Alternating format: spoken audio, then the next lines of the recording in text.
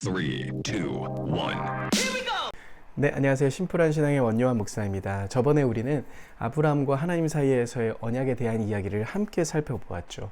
오늘은 출애굽기 19장에 나와 있는 시내산 언약, 우리가 잘 알고 있는 옛 언약에 대한 이야기를 함께 나눠보고자 합니다.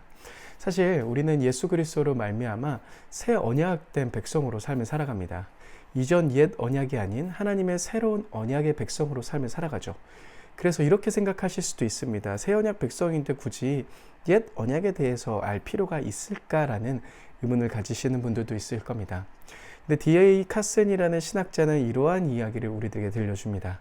그리스도를 통해서만 구약 자체의 타당한 연속성과 중요성을 발견할 수 있다라고 이야기를 합니다. 다시 말해 예수 그리스도 안에서 이전 옛 언약들이 새 언약 시대를 살아가는 우리들에게 어떻게 이어지고 있는지 이해할 수 있다는 겁니다. 그래서 옛 언약을 살펴보면서 그리스도 안에서 하나님이 어떠한 이야기들을 우리들에게 들려주고 계시는지를 살펴보면서 어떻게 이어지는지를 이해하시면 굉장히 큰 도움이 되실 겁니다. 그래서 오늘은 출애굽기 19장에 나와 있는 옛 언약에 대한 이야기를 한번 해보겠습니다. 네, 여러분 출애굽기 그리고 모세오경 전체의 중심이라고 볼 수 있는 장들이 있다면 그것은 바로 출애굽기 19장부터 24장까지의 내용입니다. 바로 시내산에서 하나님과 이스라엘이 언약을 체결하는 장면이죠. 사실 출애굽기 1장부터 18장까지는 굉장히 흥미진진한 이야기들이 나옵니다. 아주 스펙타클하고 재미있는 이야기들이 출애굽기 1장부터 18장까지 이어집니다. 그리고 나서 그 재미있는 사건 이후 이제 이스라엘 백성들은 시내산에 이르게 됩니다. 그것이 바로 출애굽기 19장의 내용이죠. 사실 여기까지는 굉장히 흥미로운 이야기셨을 겁니다. 하지만 출애굽기 19장부터 시작되는 우리 기준으로 보았을 때 지루한 이야기들은 사실 모세오경을 읽으신 많은 분들에게 첫 번째 위기를 가져다 줍니다. 그런데 출애굽기 19장부터 시작되는 이 내용이 앞에서도 설명드렸듯이 모세오경 전체의 중심이 될 만한 아주 중요한 이야기라는 걸 생각해 봤을 때 이 하나님과 이스라엘이 언약을 체결한 후 십계명으로 나오는 이 법들이 우리들에게 주고 있는 굉장히 중요한 의미가 있다는 것을 생각해 보실 수 있을 겁니다. 자, 그렇다면 이 안에 차지하고 있는 이 언약에 대한 이야기 우리들에게 무엇을 보여주고 있을까요? 이 옛 언약에 대해서 살펴볼 때 우리는 아브라함과 맺으신 언약과는 조금 달리 쌍방적인 방향이라는 것을 보게 됩니다. 하나님은 백성에게 순종을 요구하시죠. 출애굽기 15장 5절의 말씀입니다. 세계가 다 내게 속하였나니 너희가 내 말을 잘 듣고 내 언약을 지키면 너희는 모든 민족 중에서 내 소유가 되겠고, 하나님이 책임지시고 내가 이끌겠다라고 말씀하셨던 아브라함과의 언약과는 다르게 너희가 내 말을 잘 듣고 내 언약을 지켜야 한다라는 이야기가 보이실 겁니다. 그러면서 우리는 이렇게 생각하죠. 이 언약은 무언가 열심히 행동을 해야지만 구원을 받을 수 있는 거구나 라는 생각을 하게 합니다. 웰럼이라는 신학자는 그런데 이 부분을 해석하며 이렇게 이야기합니다. 단순히 이 본문을 조건적인 언약으로 생각하면 안 된다라고 이야기를 합니다. 이 시내산 언약, 옛 언약 역시도 사실은 어디에 기초하고 있는지 우리 4절 말씀을 같이 한번 읽어보시겠습니다.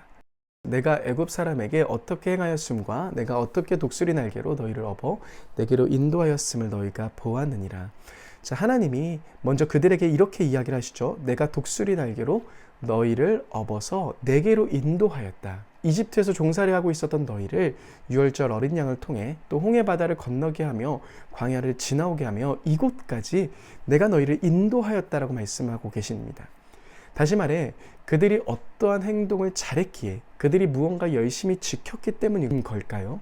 아니죠. 이 모든 과정들 전부 다 하나님의 엄청난 은혜였음을 설명하고 계시는 겁니다. 하나님의 은혜로 그들이 시내산으로 나올 수 있었던 것이죠. 그러니 지금 이 언약, 옛 언약이라고 불리는 이 언약의 출발 역시도 사실은 하나님의 전적인 은혜로 출발하고 있다는 겁니다. 그리고 시내산 언약은 구원의 열매라는 것을 분명하게 보여주는 거죠. 그럼 오늘 본문의 말씀들을 조금 한번 잘 살펴보겠습니다. 이 말씀에서 언약을 잘 지키면 이라고 말씀하시며 이스라엘 백성들에게 약속하신 부분들이 있습니다. 5절에서 6절의 말씀인데요. 한번 같이 한번 읽어보겠습니다. 세계가 다 내게 속하였나니 너희가 내 말을 잘 듣고 내 언약을 지키면 너희는 모든 민족 중에서 내 소유가 되겠고 너희가 내게 대하여 제사장 나라가 되며 거룩한 백성이 되리라. 너는 이 말을 이스라엘 자손에게 전할지니라. 자, 여기에서 세 가지가 나옵니다. 너희가 내 소유가 되겠고 제사장 나라가 되겠고 거룩한 백성이다라는 이 세 가지가 등장합니다. 먼저 소유가 된다라는 말은 나의 보배가 된다라는 뜻입니다. 하나님의 보배가 된다라는 뜻이죠. 특별히 이 말씀은 말라기 3장 17절을 통하여서 그 의미를 더 구체적으로 확인해 볼 수 있습니다. 말라기 3장 17절은 이렇게 이야기합니다. 만군의 여호와가 이르노라. 나는 내가 정한 날에 그들을 나의 특별한 소유로 삼을 것이요 또 사람이 자기를 섬기는 아들을 아낌같이 내가 그들을 아끼리니. 여기서 나와 있는 특별한 소유라고 되어 있는 부분과 병행을 이루고 있는 부분은 이 말씀 뒷부분에 나오는 섬기는 아들로 바로 이 부분입니다. 특별한 소유라는 말은 하나님을 섬기는 아들이라는 뜻을 가지고 있는 겁니다. 그러니 이스라엘 백성들이 하나님의 언약을 잘 지키면 어떠한 특권을 얻게 됩니까? 하나님을 섬길 수 있는 특권을 얻게 되는 겁니다. 또한 제사장 나라 어떠합니까?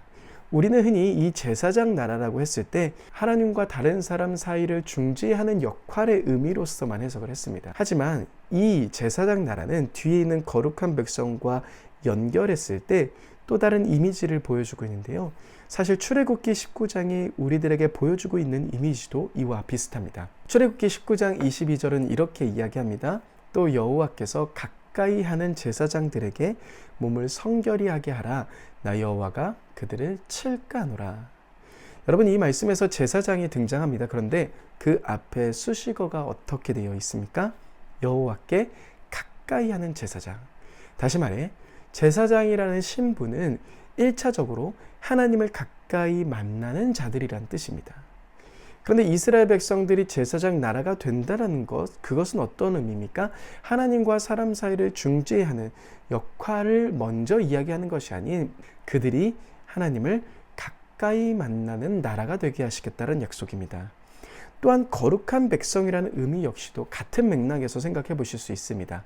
거룩이라는 것은 분별, 구별을 우리는 생각합니다. 그래서 세상 속에서 내가 구별된 백성으로서 많이들 해석합니다. 내가 세상 속에서 조금 더 구별된 자로서 살아가는 것을 이야기한다라고 많이 생각하지만 사실 여러분, 거룩이라는 것은 언제 필요한 것입니까? 거룩하신 하나님의 처소에 나아가는 자들에게 요구되는 것이 바로 이 거룩함입니다. 그러니 거룩한 백성이라는 것도 사실은 이 말씀에서 우리에게 들려주고 있는 의미는 이스라엘이 하나님을 만날 수 있는 거룩한 백성이 된다라는 의미를 보여주고 있는 겁니다. 다시 말해 하나님의 소유가 된 백성으로 하나님을 섬길 수 있는 특권을 가지며 제사장과 거룩한 백성으로서 하나님을 누구보다 가까이 만날 수 있는 백성이 된다라는 것, 그 나라가 된다라는 것, 하나님과 동행할 수 있다라는 것, 바로 하나님이 그들에게 약속하신 매우 중요한 말씀인 겁니다. 그래서 여러분 25장부터 40장까지가 어떠한 내용으로 펼쳐져 있는지 아십니까? 바로 성막에 대한 이야기를 보여주시는 겁니다. 하나님과 백성들이 만날 수 있는 바로 그 장소, 성막에 대한 이야기를 하시는 거죠. 여러분, 우리는 이 언약에서 매우 중요한 사실 한 가지를 보게 됩니다. 그것은 출애굽, 구원이 단지 어떠한 체제로부터 탈출만을 이야기하는 것이 아닌 이제는 새로운 왕인 하나님을 섬기는 자로, 새로운 왕인 하나님을 만나는 자로 그들이 거듭 태어나는 데서 완성되는 것임을 보게 됩니다.